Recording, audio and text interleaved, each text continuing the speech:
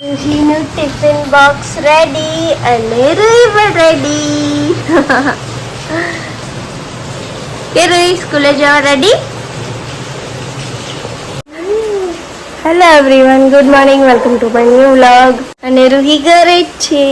આમ તો રેડી થઈ ગયેલી હતી, પણ પછી મેડમનો સ્કૂલમાંથી મેસેજ આવ્યો કે રજા છે, વરસાદ બહુ વધારે છે આજે, એના લીધે રૂહીને સ્કૂલમાં રજા આપી છે. આજે તો હોલીડે રૂહી. તો હવે નાસ્તો કરી રહી છે. આપણને મમ્મા શું ભૂ નહીં, પાણી કહેવાનું. તો રૂહી કરી રહી છે નાસ્તો અને સાથે જોઈ રહી છે મમ્માનો વ્લોગ.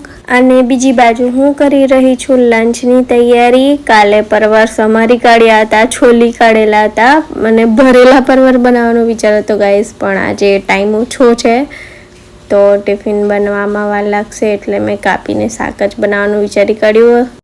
Bye bye. અને આ રૂહીના ડેડી પણ આવી ગયા છે ટિફિન લેવા માટે.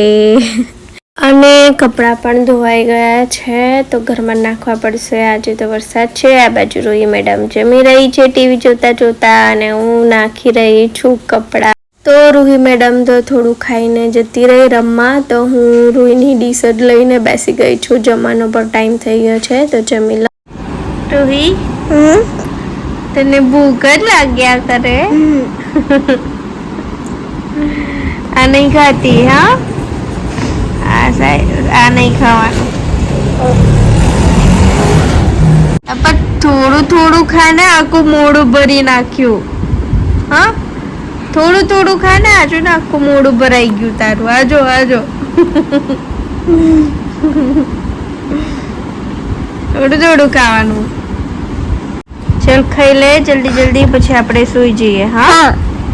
તો બપોરે મસ્ત સુઈ ગયેલા હતા અને હવે થઈ ગઈ છે સાંજ. અમે થોડું શોપિંગ કરવા બહાર નીકળ્યા છે. ઘરનું સામાન થોડું લેવાનું હતું, અને મોસમ હમણાં મસ્ત ખુલ્લું છે, પણ કઈ ઘડીએ વરસાદ આવી જાય કઈ નક્કી નહીં હમણાં તો.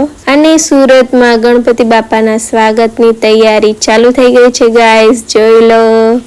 સુરતમાં જોરો સોરોસે તૈયારી ચાલુ થઈ ગઈ છે. અને આ જો મેં હજી હમણાં જ બોલી રહી ને, આ જો કાળું કાળું વાદળ થઈ પણ ગયું, તો વરસાદ તો આવવાનો જ છે. તો ફાઇનલી ઘરનું બધું સામાન લઈ લીધું છે અને હવે પાછા જઈએ ઘરે.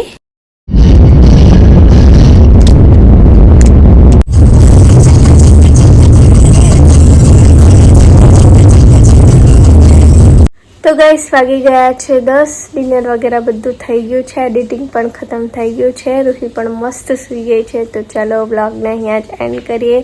મળીએ નવા વ્લોગના સાથે. વિડીયો પસંદ આવ્યો હોય તો લાઈક કરજો, અને હજી આપણી ચેનલને સબસ્ક્રાઈબ નહીં કર્યું હોય તો જલ્દીથી ચેનલને સબસ્ક્રાઈબ કરજો. Okay guys, by.